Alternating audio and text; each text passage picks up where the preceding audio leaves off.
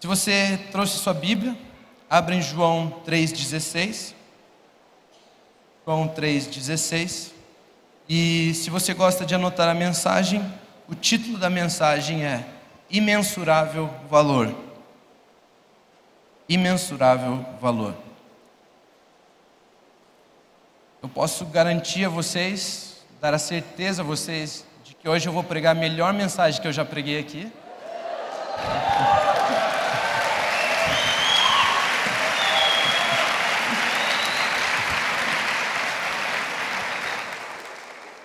E o texto lá em João 3,16 diz assim: Porque Deus amou o mundo de tal maneira que deu seu Filho unigênito para que todo aquele que nele crê não pereça, mas tenha a vida eterna.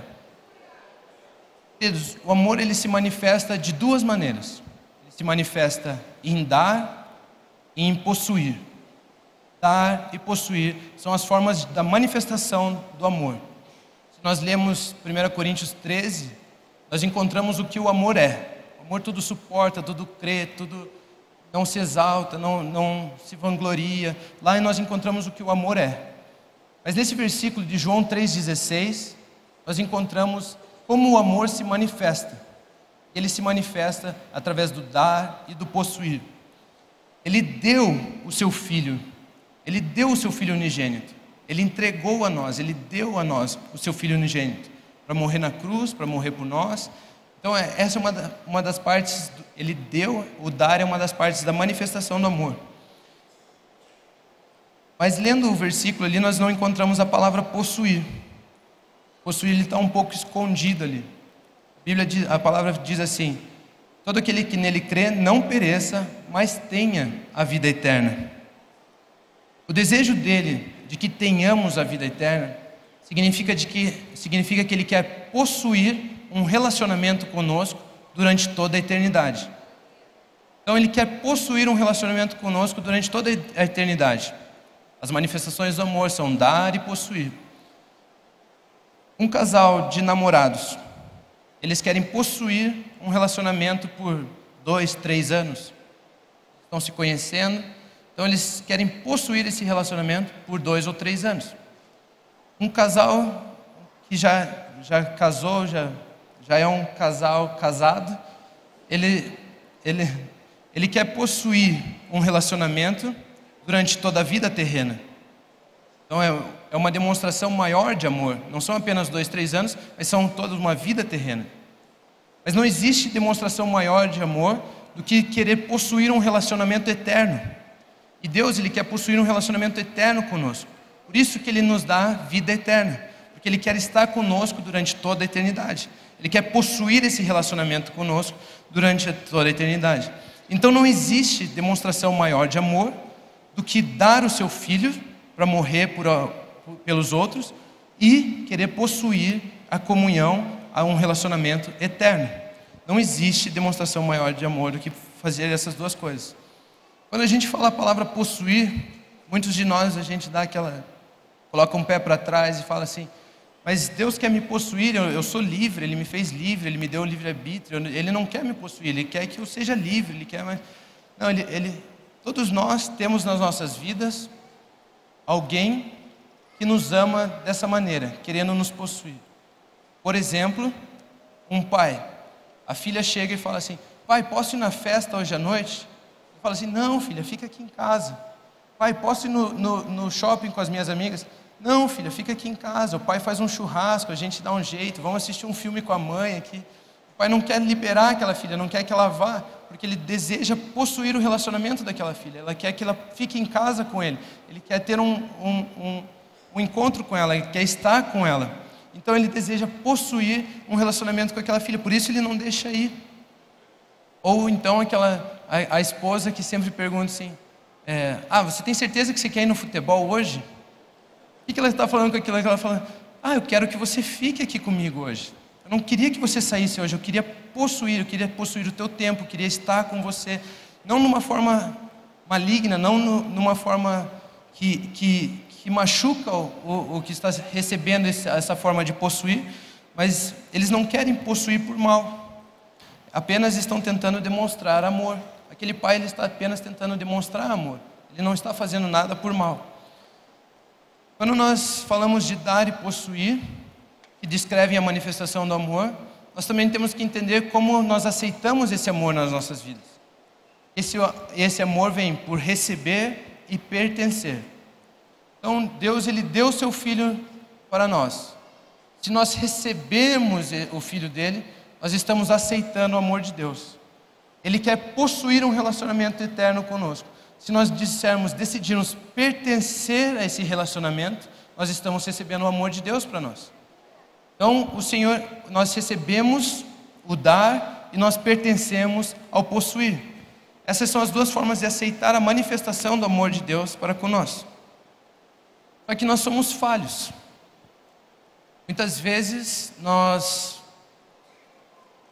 colocamos desafios nas nossas vidas, colocamos coisas que barram as nossas mentes de aceitar esse amor. Por exemplo, nós não somos falhos apenas na forma de receber o amor, mas também na forma de manifestar esse amor. Um pai, por exemplo, que talvez tenha abandonado você e sua mãe quando você era pequeno. Você tinha lá 1 ano, 2 anos, e o seu pai foi embora. Ele nunca mais voltou. Ele mandava um presente, talvez no aniversário, outro no Natal. Então ele estava tentando completar esse amor dando, mas ele não queria completar esse amor possuindo um relacionamento com você. Você nunca teve essa sensação de pertencer. Ou então, aquela pessoa que sempre liga para você: onde você está? O que você está fazendo? Com quem você está? Por que você foi? E sempre enchendo de perguntas, querendo possuir um relacionamento com você.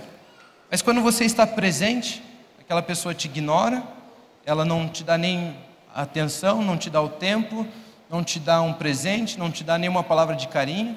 Então essa pessoa, a manifestação do amor através do homem, muitas vezes ela falha. Ou às vezes queremos possuir demais, ou às vezes queremos dar demais. E acaba falhando. Porque o homem ele é falho. Por exemplo, quando nós queremos aceitar esse amor, ou o amor de outra pessoa, quando eles querem possuir um relacionamento conosco, nós queríamos receber alguma coisa. E quando eles querem dar alguma coisa para nós, nós queríamos pertencer a alguma coisa. Então nós nunca estamos satisfeitos com aquilo que eles estão nos dando. Sempre que queremos receber alguma coisa, queríamos pertencer, e quando temos a oportunidade de pertencer, gostaríamos de receber. Vivemos assim, então. A experiência do dia a dia tem definido nas nossas cabeças, nas nossas mentes, o que é o amor. Quando nos baseamos nessa experiência, por exemplo, do pai com o filho que foi embora, ou dessa pessoa possessiva que sempre quer estar contigo, mas nunca quer dar nada para você, nunca quer manifestar a plenitude do amor. E nós começamos a entender que isso é o amor. O amor é falho. O amor, ele falta em algumas coisas. Eu recebi 50% de dar e 20% de pertencer a algum lugar, a algum grupo, à igreja. E falta, existe um vazio no meu coração. Porque a manifestação do amor é falho. E nós acabamos ficando escravos nas nossas mentes das experiências terrenas que nós temos com relação ao amor. E começamos a buscar a solução desse vazio, dessa parte que está faltando em nossas vidas, em vários lugares, em várias coisas. Quando por exemplo, nós tivemos esse pai que se afastou de nós, nos abandonou, nós começamos a buscar o pertencer em algumas amizades. Nós começamos a buscar o pertencer em alguns clubes, em pessoas que talvez não querem nada conosco, mas nós achamos que talvez, não, se eu for lá e passar o tempo com eles, eu vou pertencer àquele grupo, eu vou pertencer àquele tipo de ideologia, aquele tipo de pessoas. E nós começamos a buscar isso. Também agimos dessa forma aqui na igreja. Começamos a vir na igreja e falamos assim: aqui eu vou achar um lugar em que eu pertenço. Aqui eu vou achar um lugar onde eu vou receber tudo aquilo que Deus tem para me dar. Eu vou lá buscar a minha bênção, eu vou lá buscar o que Ele pode me dar, mas eu não, como o lado de pertencer na minha vida já está satisfeito, eu só preciso do que Deus pode me dar.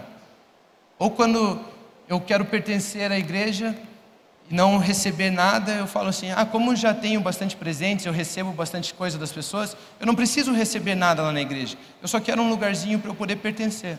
Nós começamos a buscar esse vazio, buscar preencher esse vazio nas nossas vidas. Por exemplo, se eu colocasse aqui na frente um copo, aqui em cima dessa mesa um copo, e metade desse copo tivesse água suja, vocês beberiam? Não.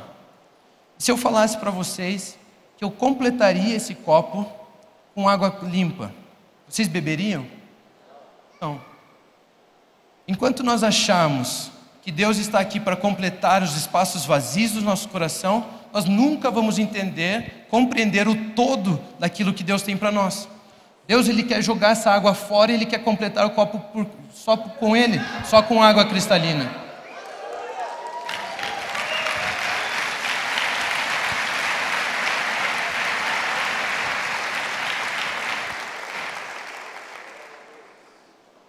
Ele não quer preencher o vazio do seu coração, Ele quer preencher todo o seu coração.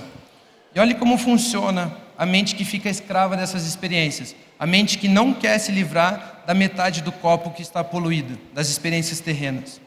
Abram suas Bíblias em Lucas 15, 11. Nós vamos ler a história do filho pródigo. Lucas 15, 11. Diz assim: Jesus continuou.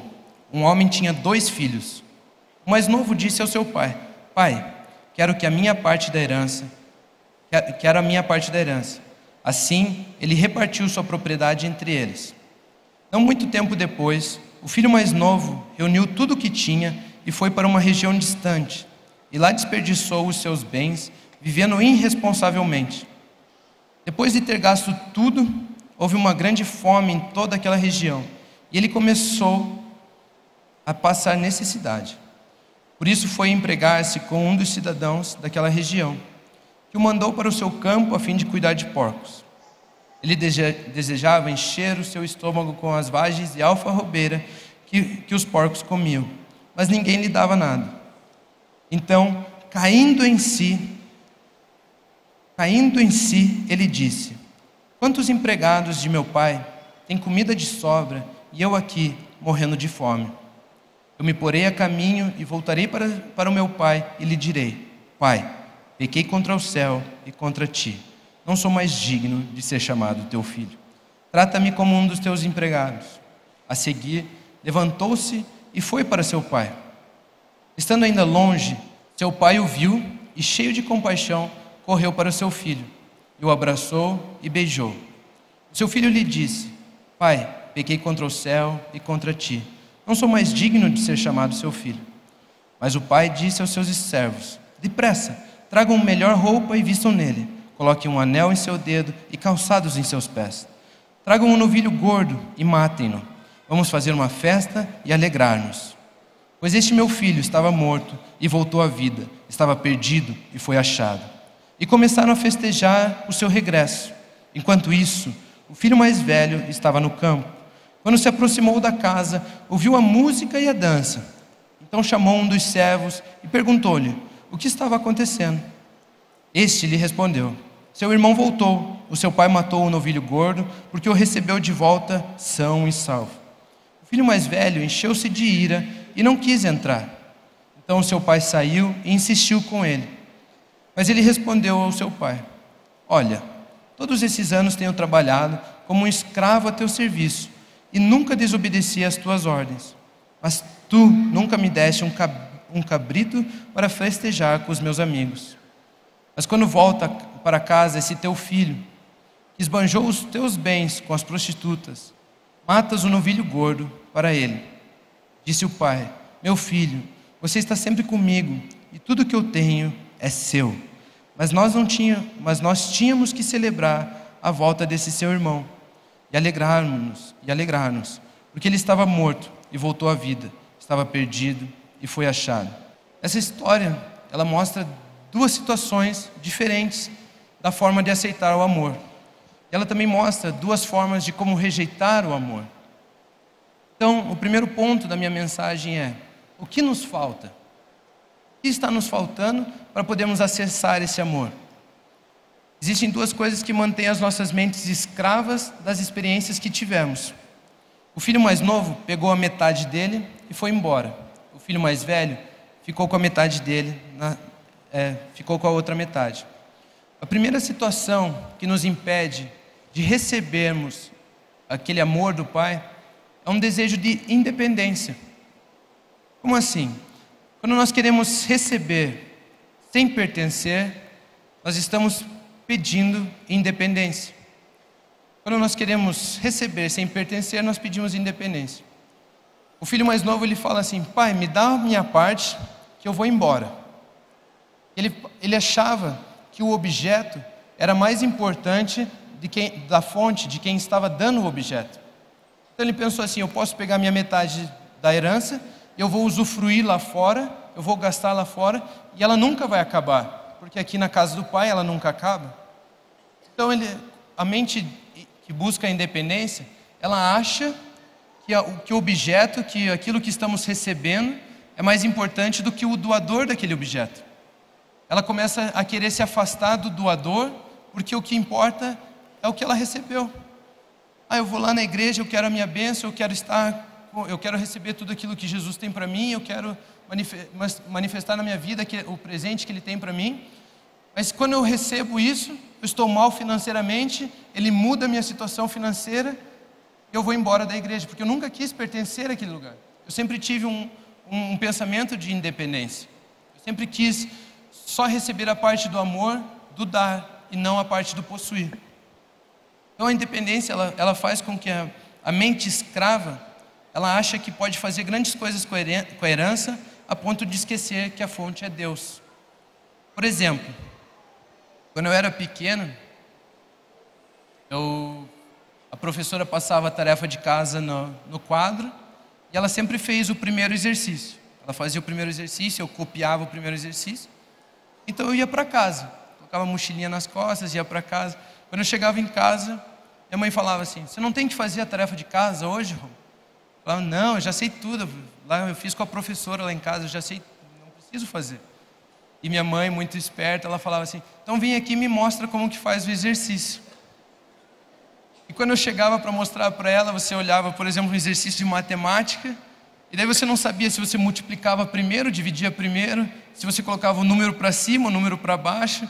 Então você sempre achava que você sabia, mas você não sabia. Porque quando você estava ligado na fonte, a solução estava lá.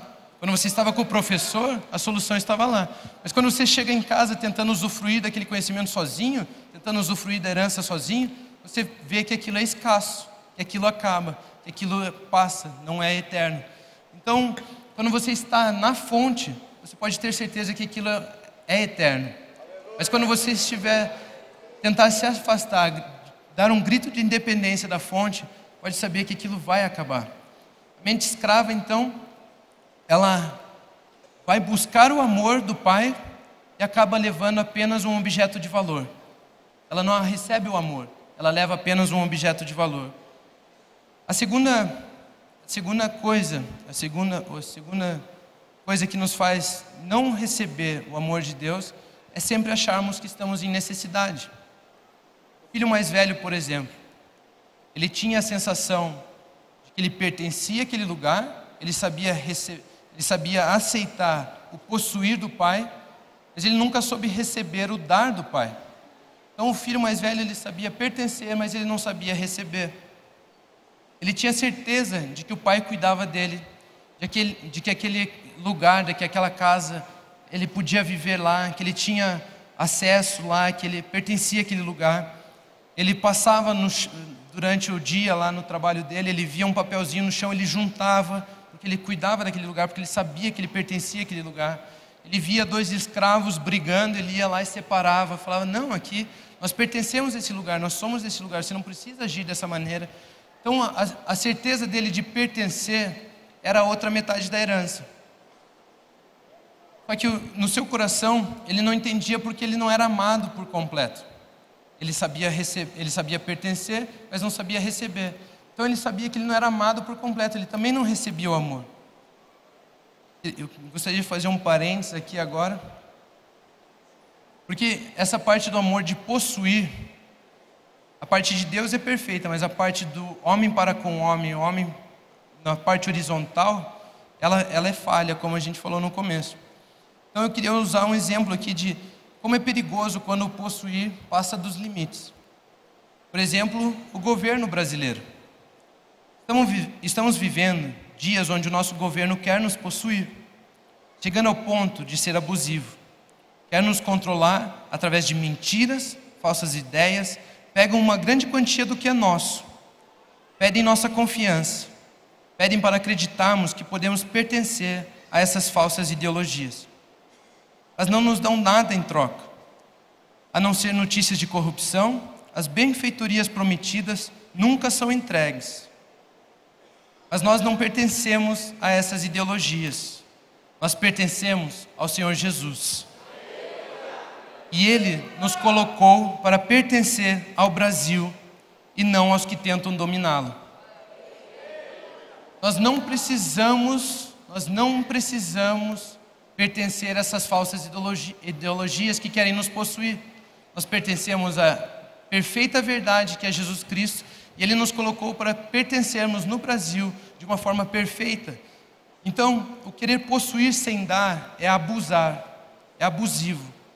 Então, esse é um perigo dessa parte do amor. Quando você passa o limite do possuir, você está abusando daquele objeto que você quer amar, daquela outra pessoa que você quer amar. Agora, fechando parênteses, quanto a Deus, Ele não falha. O amor dele é perfeito. A única coisa que tem nos impedido de viver no amor de Deus são os nossos próprios pensamentos. Ou queremos ser independentes, ou achamos que temos necessidades demais. Para isso precisamos mudar a nossa forma de pensar, de escravos para filhos. Então o segundo ponto da minha mensagem é pensamentos de filhos. Em Lucas 15, 17, nós encontramos uma declaração que está na mesma história que lemos agora do filho pródigo. Lucas 15, 17. Só aquela primeira parte ali.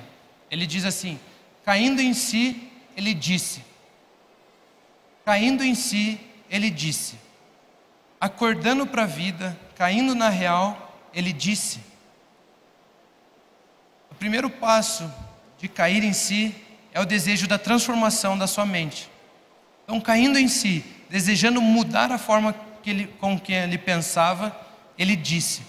Esse dizer ali significa declarar. O primeiro passo da metanoia é a declaração. Qual é a diferença? Ali não está escrito declarar, está escrito disse, Rômulo. Por que você fala que isso é declarar? Existe uma diferença entre dizer e falar. Falar é um bate-papo.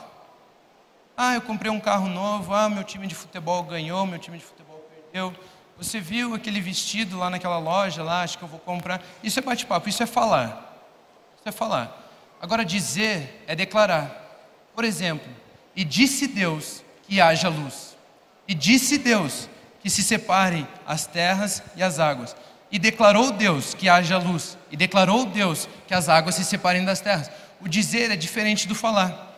Então a primeira situação de quando nós caímos em nós mesmos, quando nós caímos na real, nós acordamos para a vida, é começar a declarar sobre as nossas vidas. Quando o filho caiu em si, ele declarou. Mesmo se nós declararmos de forma equivocada, Deus é poderoso para fazer abundantemente além daquilo que pedimos ou pensamos. Então ele começa a declarar, achando que ele não precisava mais do receber de Deus. Agora ele queria apenas pertencer ao Pai.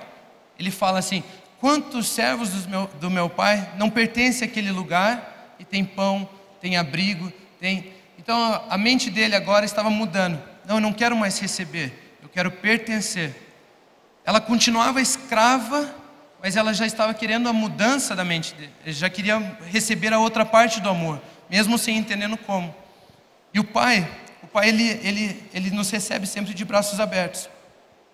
Mas o Pai faz infinitamente mais daquilo que pensamos e queremos e pedimos. Ele era filho e não era escravo. Então, quando ele vem ao Pai, o Pai dá mais, coloca ele à posição de filho novamente. O primeiro passo, então, da metanoia é declarar. Eu gostaria que você declarasse assim comigo, repetisse assim comigo. Eu sou amado por Deus. Eu recebo tudo o que Ele tem para mim. Eu pertenço à sua boa vontade. Porque eu sou filho e não escravo. Aleluia.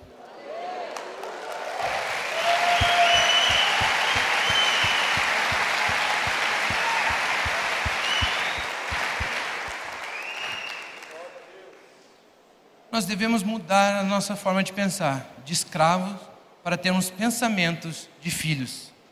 Deus, Ele não quer ser um complemento, Ele quer ser tudo. Basta nós pensarmos como filhos para acessarmos o amor de Deus, para poder receber e pertencer. Deus, Ele é completo. O amor baseia-se em dar e possuir. Em dar e possuir.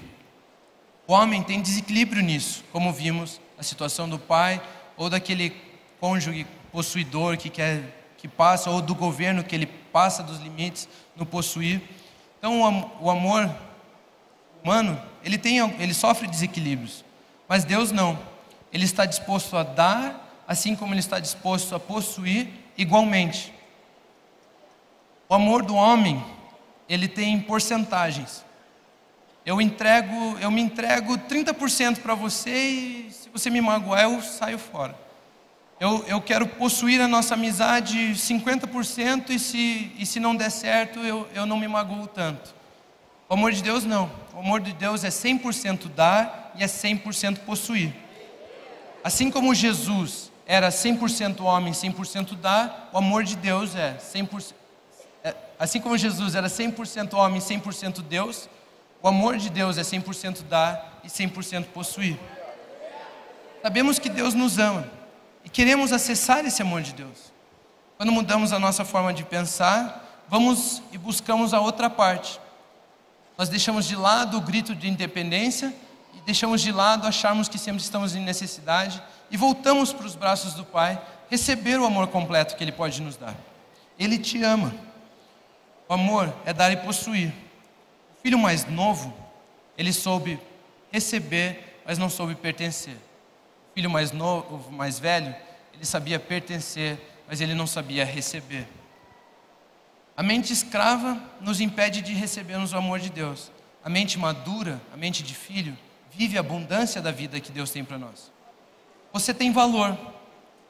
A mente escrava, ela não consegue receber, porque ela não entende o valor que Deus tem, o valor que a vida dela tem para Deus. A mente madura, a mente de filho, ela entende que é só pela graça. Ela entende o valor que Deus colocou sobre nós e consegue usufruir da abundância de vida. Porque o amor, ele vem da avaliação e o grau dessa determina o tamanho, a grandeza do amor. O amor, ele vem da avaliação.